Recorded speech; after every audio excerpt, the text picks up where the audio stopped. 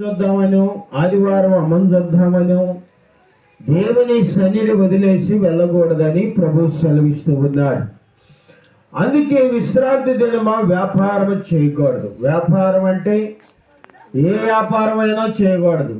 అది 10 గంటల వరకు ఆరాధన. ఒకవేళ నువ్వు ఒక చర్చికి వెళ్తున్నావు అనుకో, ఆ చర్చికి వెళ్ళి ఆ ప్రార్థన అయిపోయేంత వరకు నీ వ్యాపారము మానేయాలి. అయితే ఇక్కడ అన్నాడు, నాకు ప్రతిష్టమైన దినమని నీవు ఓరకుండిన ఎడల విశ్రాంతి దినమున మనోహరమైనదనియు. అంటే ఆదివారం దేవునికి ఇష్టమే, కానీ నువ్వు ఇంటికాడుంటే ప్రయోజనం లేదు. ఎక్కడ ఉంటే చర్చికి వెళ్ళాలి. నువ్వు ఇంటికాడుంటే ప్రయోజనం లేదు, కానీ నీవు చర్చికి వెళ్ళాలి. నువ్వు చర్చికి వెళ్ళాలి. అలా వెళ్ళడం ద్వారా ఏం జరుగుతుందంటే